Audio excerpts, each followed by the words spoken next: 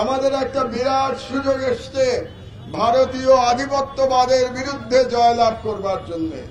আমাদের যে আন্দোলনে আক্তাররা এবং আরো যারা এখানে আছে, যারা নেতৃত্ব দিয়েছে, যে তরুণ সমাজ, যে ছাত্র জনতা নেতৃত্ব দিয়েছে, তারা তাদের লড়াইতে প্রথম ধাপ অতিক্রম করেছে, অর্থাৎ হাসিনার ফ্যাসিবাদের পতন হয়েছে। কিন্তু দ্বিতীয় ধাপ দিল্লির হেজেমনির বিরুদ্ধে যে লড়াই, সেটা এখনো অব্যাহত আছে। সেই লড়াইতে আমাদের এখনো বিজয় লাভ হয় নাই।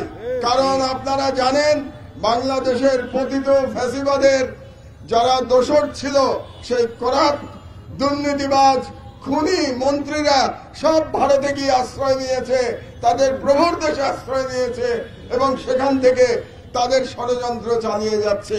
কাজেই আমাদের বাংলাদেশে ফ্যাসিবাদের সকল আস্তানা গুড়িয়ে দিতে হবে। জনগণকে সাথে নিয়ে আমাদের ফ্যাসিবাদকে এই দেশ থেকে নিশ্চিহ্ন করতে হবে। আমার বয়স হয়েছে, আমার 71 বছর বয়স হয়েছে, কিন্তু আপনাদের সাথে আজকে তরুণদের সাথে আমি দাঁড়িয়ে বলতে চাই যে আমাদের প্রতি আপনারা, আমার প্রতি আপনারা যে ভালোবাসা দেখিয়েছেন, সেই ভালোবাসার ঋণ হিসেবে আমি বলতে পারি যে বাকি জীবন যেন এই তরুণদের পাশে থেকে আমি ভারতীয় ফ্যাসিবাদের বিরুদ্ধে আমার লড়াই চালিয়ে যেতে পারি। যে লড়াই আমি গত 18 বছর ধরে আমার সাধ্যমতো আমি চালিয়ে যাচ্ছি।